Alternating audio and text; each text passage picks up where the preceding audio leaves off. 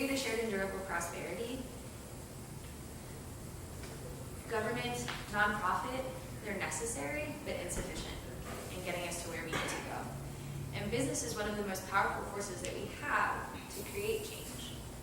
Governments are inherently supposed to be serving the people. Nonprofits are inherently supposed to be working towards an issue. But what about business? And so that's why we plugged in there. So there will always be a business component to it in the work that we do. Can you tell us a little bit about what you did as a consultant to these businesses while you were in college? Yeah. So we would work on semester-long projects in teams of 4. And I worked on 4 different projects, totally different. One of my favorites was when I was working with community health councils. They were a food advocacy group in Los Angeles, so I went to school in LA. And South LA, right where I went to school, is one of the worst food deserts in the US.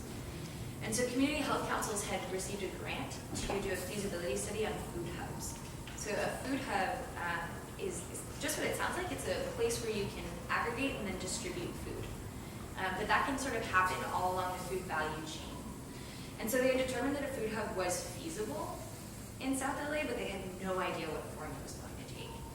And so they worked with us to try to create a business plan for the first year of their food hub. And so what we did is we kind of had to look at the food value chain, because you can have food hubs that are just for farmers to like store their food and distribute it out. You can have a food hub that's for packaging. You can have a food hub that is meant purely focused on distribution, or you can have a mobile food hub, which doesn't actually have a physical location, but it is a truck and it delivers food. And so looking at the cost that they were willing to spend, and then understanding the agriculture market around Los Angeles, we went to a ton of these big open agriculture markets where vendors would come in and they would sell, and they would sell for really, really low prices. And the other part of what CHCA wanted to do is they wanted to distribute through corner stores. And that was their plan for combating food deserts, was getting food into corner stores. But that comes with a number of problems, given that many corner stores don't have refrigeration to actually store produce that would be healthy. Many of them also didn't feel like their market would be interested in food, healthier food. So they were worried about price, they were worried about storing it, and they were worried about selling it. But so what we did is we proposed a model that would source from some of the food markets in LA in a mobile truck while they got started, and distribute using sort of a cooperative model of corner stores. So community-supported agriculture, CSA, part of the beauty in that is that you can source a lot of stuff and still get bulk price on one vegetable. And then if you distribute that out through this co-op system of corner stores, we thought you can maintain bulk pricing to keep the costs low while also reaching a number of different corner stores. If you use this cooperative model, they'd also have a say in what food, they have a vote in what food is being placed in. So that's what we proposed. And I'll be honest, I don't know what they ended up doing. That was my senior year when I was in school. And what was both wonderful and difficult about the consulting projects that we did was that you, and I mean consulting in general, you get to make a recommendation, and then it's up to the organization about whether or not they want to implement it. So we were mostly on the strategy side, strategy and marketing.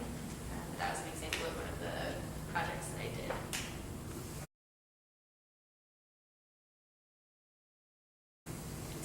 And did this link into the impact investing course that you got started? Tell us a little bit about that. Yeah, that was totally separate. So my friends and I had been approached by some of my friends that really wanted to start an undergrad impact investing group. And there are only like 10 in the US undergraduate groups that are investing and then investing for impact. And so we spent the first year trying to get money to invest. We were working with deans, we were working with our alumni, and we couldn't raise funds. And part of it, people were like, you have no experience. Why would we be giving you money when you have no experience? And we were like, fair. What if we get experience? we had a class around impact investing. And in order to be a part of this investing club, you had to take the class, and we would have an advisor. So we brought in an adjunct professor that works for an impact investing group in Los Angeles. And it started off as an experimental course, and now it's been running for 4 years. We never did get the money, but we learned a lot. It's actually how I found out about E-Lab and E-Corps. Part of our assignment was to choose a B Corp and do evaluation for it as if we were going for Series A or Series B funding. We didn't actually work with those businesses, but to this day, Alter Eco, Amazing Chocolate, Brains was the company that I did, and I feel it's a deep affection for learning about them in that class. And yeah, that was how that class got started. Great. We're doing the same. We have a class starting in the spring. Mitch Lefferrier there, and there may be others in the room here are behind this, and they want to start a fellowship. Awesome. So could we perhaps put you on their people to ask questions list For sure. as they get started? What university? University of Southern California. Thank you. Regarding the consulting projects you worked on, how did you develop, or were those relationships with the businesses in the area developed already? We would go out and recruit. So I did less of that business development, whatever you want to call it. But we would have an application period at the beginning of the school year and then at the beginning of the second semester, where we would, some of them were recurring clients. We would ask them to give referrals, but we would just kind of go out into our business community. We had an application that we would ask businesses to fill out, and then we would bring them in for an interview, and then we would scope together what that project would look like. And then we would staff, we had about 60 people in our organization. So we would break, depending on how many were active at the time, we would break it up, and typically we would handle like 10 to 12 projects a semester, and have like periodic check-in, structured around So this it. was not curricular? No. And was this a student club? Yeah. What was it called? It was called Los Angeles Community Impact, AC for short. It had been around for just about 10 years when I was a senior. And yeah, we had developed tons of structures around it, completely student run. And it was, a lot of people saw it as a great way to develop skills. We would do everything. We would have training when you came in around how to scope, and then how to ask the right questions and do research, and how to, something as simple as like build slide decks and present. How to make a solid deliverable with strong recommendations.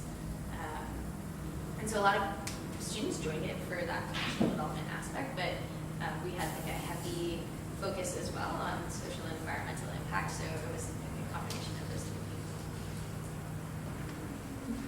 things. That's something that. Coming soon to Fordham. Yes.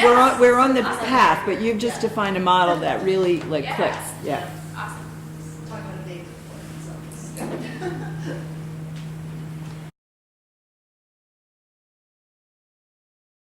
Yeah, I think it's really awesome that you're in a non-traditional field, especially working with a lot of youth and minority communities. There's like only so much that the majority of them aspire to be.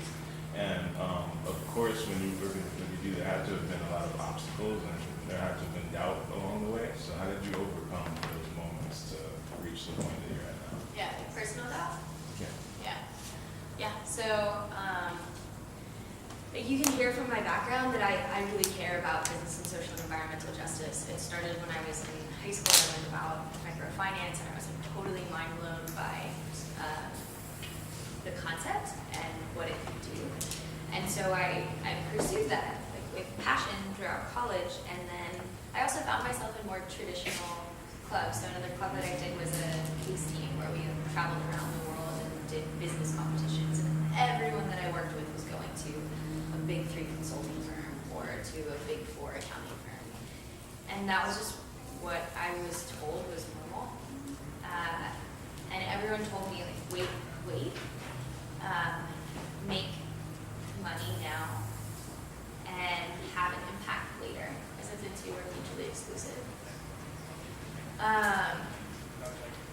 And so I listened, which I think was one of my biggest mistakes.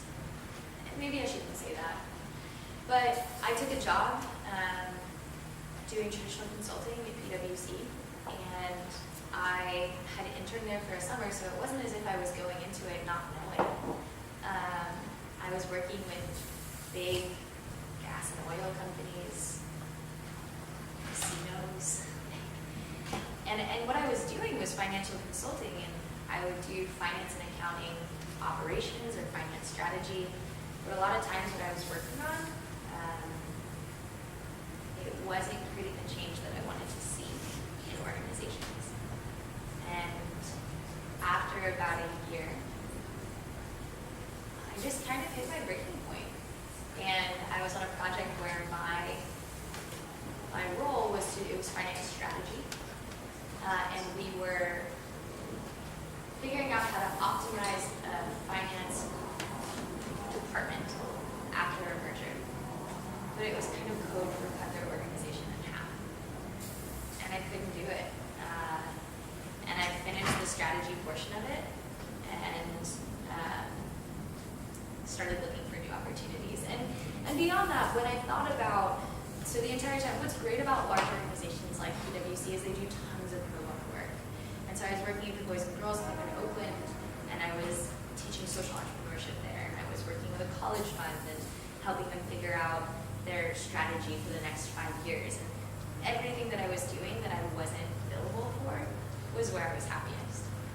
And so it was at that point when I started thinking about what are the skills that I'm actually learning, that everyone told me it's so important to learn these skills, and are they transferable to what I want to be doing?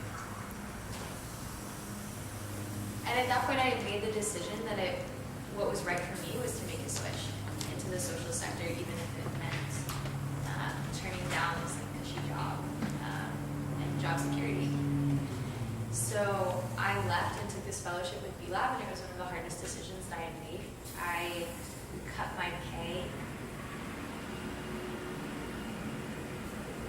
by a lot. I was living below minimum wage in New York City last year, something that B-Lab has remedyed. No longer pay their fellows below living wage. But the first year of the fellowship, that's what it was.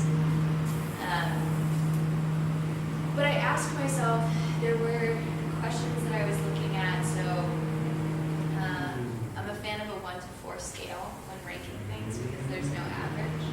So the questions that I had asked myself were, was I ready to leave San Francisco when it was time for me to make the move? And I wasn't. I really liked where I was, so it was a 2. Was I ready to leave PwC? And that was a 4. I was ready to get out. Was I confident in the work that I would be doing? That it was work that I wanted to do.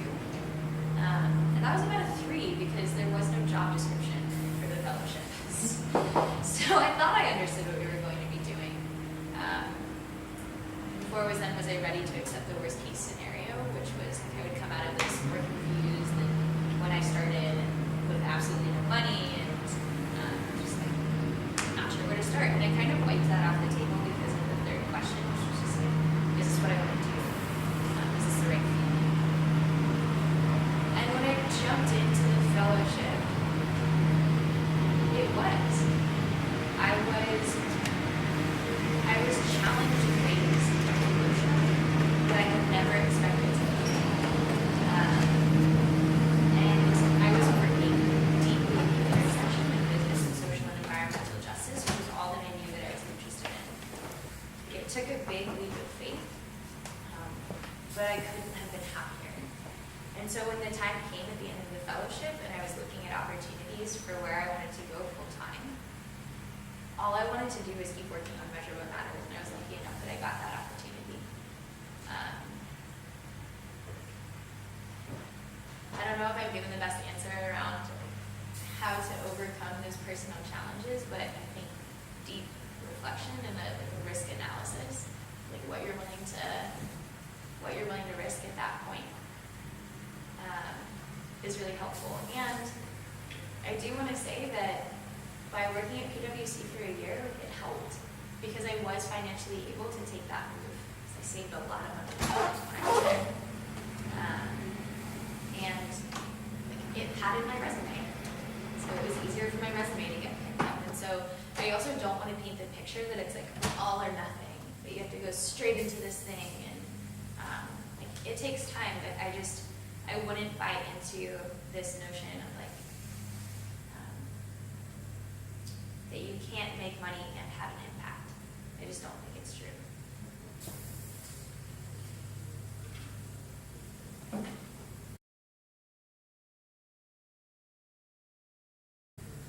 Right, so I'm a political science major. Yeah. A lot of what I want to do political science resonates with what you want to do with business. Yeah.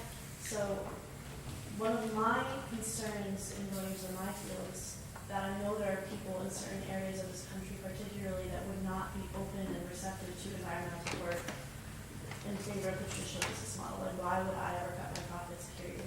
How do you reach out to people like that? How do you tackle these, for lack of a better term, problem areas?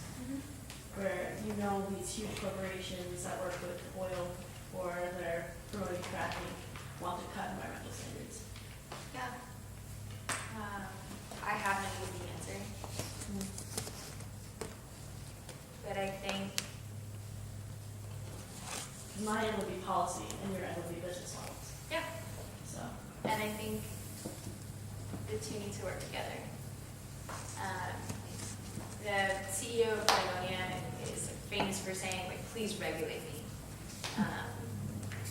Looking for more regulations in businesses. And I think about what it would be like if the city of New York required businesses to take our assessment, that it was like part of regulation.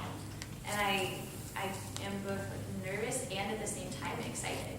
I think that policy is important. But I'm sure you know that passing policy is a slow process. And it requires a lot of patience, and I think it requires consensus. Which is the reason why I moved into business. There's like a really corny quote that good businesses don't make, or don't, follow laws, they make them. I don't know how true that is, but I think that policy is really important, and I just think it takes a lot of time and like understanding, leading with empathy, talking about the future. So similarly, if you want to get involved in businesses, you need to get someone on the inside to be willing to make that change, business leadership wise. Or passing policy.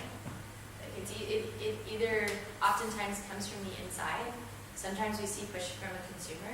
Like Sabra actually started moving to non-GMO products because their consumers were unhappy about it. So there is power in the consumer voice. But yeah, it's like change can come. I had a professor that like totally oversimplified theories of change for me one time by saying you can subvert from the center or you can scream from the margins.